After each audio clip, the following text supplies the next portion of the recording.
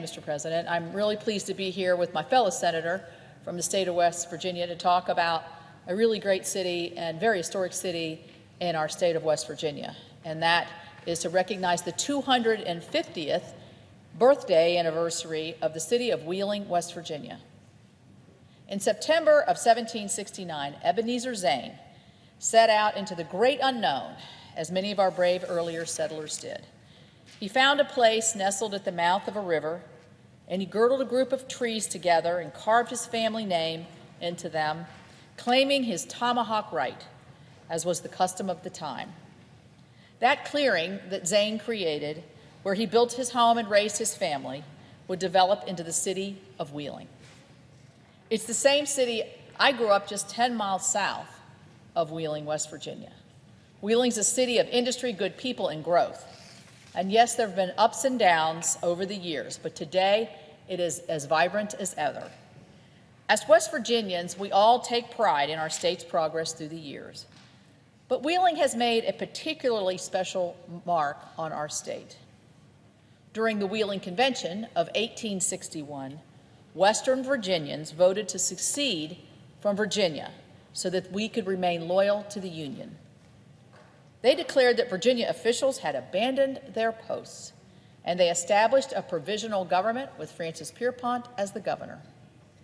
Then in 1863, something we're very proud of, President Lincoln issued a proclamation admitting the state of West Virginia into the Union and instituting Wheeling, West Virginia as our first state capital. The bold actions of the men of the Wheeling Convention opened the gate for the creation of the state we know and love, the state that we're so proud to call home and to serve here in the Senate. And as a matter of fact, we have a statue to honor our first governor, Governor Francis Pierpont, the father of West Virginia, still stands in the Capitol in Statuary Hall today. As a new state following the Civil War, West Virginia sought to cement its place in the recovering Union, and Wheeling became an early transportation epicenter. Probably traveling to the president's state, you'd have to go right through Wheeling. With the presence of the National Road, including the Wheeling Suspension Bridge, which is still there today, the city connected the Ohio River with the Potomac River and offered further expansion to the west.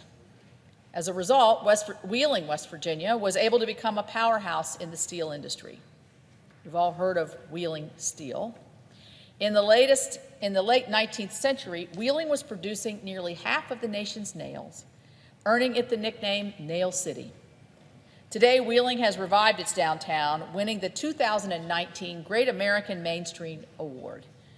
In the past 3 years, they've opened 37 new small businesses, the backbone of our state, and the city has opened tourism to the Ohio River Valley. From the Victorian Capitol Theater and the shops and eateries of Center Market to one of the best, and I will say not one of the best, but the best holiday light show in the country at Ogilvy Park, their Winter Festival of Lights. Wheeling is historic, it's beautiful, and it's booming, and that's all thanks to the creative and incredible men and women who have called it home over the years. One of my favorite stories, historic stories about Wheeling, involves one of those brave men, Major Samuel McCullough. Back in the September of 1777, during the Civil War, there was a siege on Fort Henry, which today is Wheeling. As the fort came under attack by a group of Native Americans, Major McCullough arrived at the fort with 40 mounted men. They all made it safely inside the gate, except for the major, who was then forced to flee to a nearby hill. If you know anything about West Virginia or Wheeling, West Virginia, we got plenty of hills. So when he got to the top, he found himself surrounded, and his only hope of escaping was by leaping off of the edge, which was about a 300-foot drop. Well, being the bold leader that he was, Major McCullough took the jump. He and his horse survived this leap, and they galloped away. Today, that spot is marked by a historic marker, and it's called McCullough's Leap. And I can remember my parents, as a young girl, when we would go to Wheeling, my parents stopping and explaining this incredible story about the leap of Major McCullough with his horse down the 300 feet. You ought to go see it, because when you look at it, you go, ooh, that's a long way. Of course, we cannot forget the women who also helped shape Wheeling's history. There was another siege on Fort Henry that took place in September of 1782. It is often known as the last battle of the Revolutionary War. Native Americans and British Rangers had laid siege to the fort, with some 40 men defending it and protecting and guarding the women and children inside.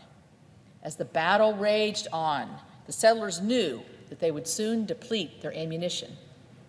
But they knew of a stockpile at the nearby Zane homestead.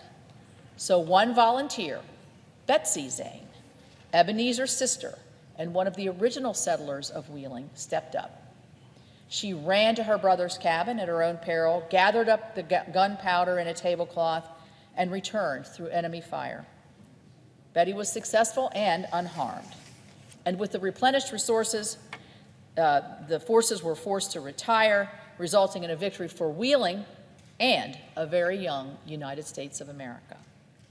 And so, as we gather today, Senator Manchin and I, to honor Wheeling's 215th birthday, I also honor the individuals who have built the city, from the first settlers to those who walk down Market Street today. Together, they have secured an important place for Wheeling in our nation's history, and they've made it the success and incredible city that it remains today. So I was just in Wheeling last weekend, where we had a parade celebrating the 250th birthday of Wheeling. And the amount of young people and music and great feeling that exuded all throughout the city, restaurants full, bands playing patriotic music. It was a wonderful day for the entire community to celebrate that birthday. So sometimes in West Virginia we have little names for little cities and how we feel and what it feels about us. And Wheeling is a place I've frequented many, many times in my life. I can say that day, celebrating the birthday on Saturday of the 250th birthday, I definitely had the Wheeling feeling. I had the opportunity to see so many of those in the Northern Panhandle that celebrate Wheeling as a vibrant city. I look forward to continuing to celebrate this vibrant city and everyone who calls it home for years to come. And I yield the floor and welcome Senator Manchin. Mr. President. The other senator from West Virginia. I want to thank my colleague, Senator Capito. We are very proud West Virginians, born and raised in West Virginia, so you can tell by our presentations. And it is a special day that we can say happy birthday to Wheeling. Wheeling is an unbelievable historical city when you think about it. And you think about the state of West Virginia, we're the only state forged out of the Civil War. Abraham Lincoln's handprint is all over our state. And basically, he was involved for us to become a state in 1863. But the significance formation of our state and Wheeling being a major economic stronghold because of the river, because of the gateway. Can you believe in 1849, when the suspension bridge was built, it was called the Gateway to the West. The Gateway to the West. Not that far from here, maybe 4 hours drive. So you can see how our country has expanded and how quickly it expanded. The lessons during the construction of the bridge was later used to build the Brooklyn Bridge. I want to tell Senator Schumer we helped, and I'm sure he'd be pleased with that.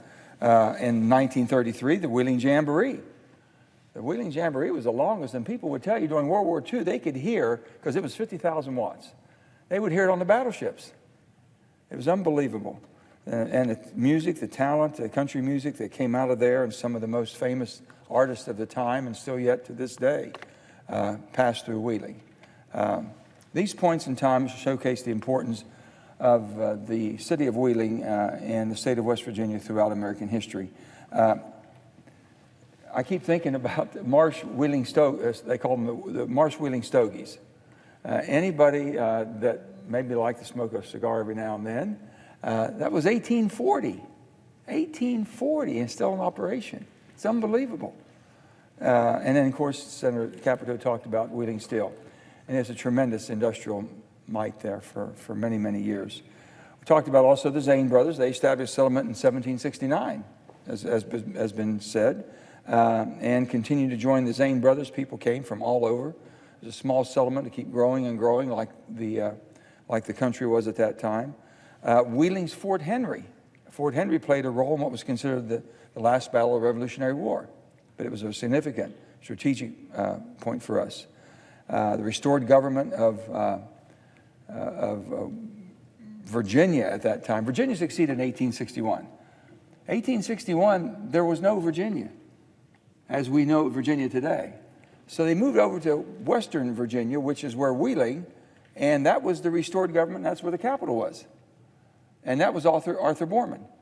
Then in 1863, we have a statue in the Capitol that has Abraham Lincoln walking at midnight, deciding, is he going to sign this proclamation?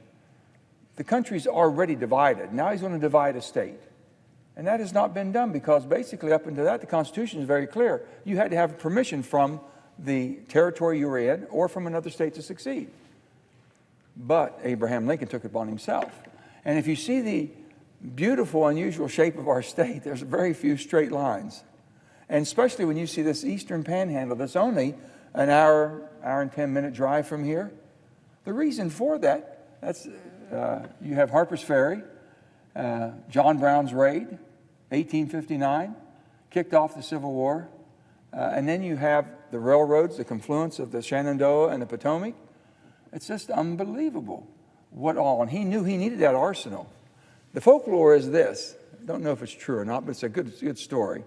The three counties we have over there is Morgan, Berkeley, and Jefferson. And it was said that after the war that they were supposed to have a referendum and vote, see if it went back to the state of Virginia. Well, I'm understanding that Ulysses S. Grant was then the president, and it's said that he stationed quite a few troops that had voting rights. And the rest is history because it's still West Virginia. So there's some good anecdotes about that. Wheeling became the provisional capital for the split in western part of Virginia and during the Civil War.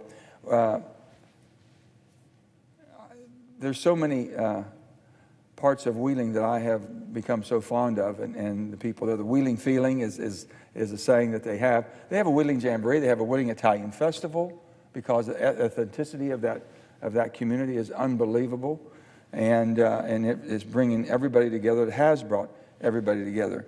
But being raised in Farmington, Shelley was raised about 2 hours north of me, an hour and a half. Well, back those days before we had the I-79, it was a good 2-hour drive.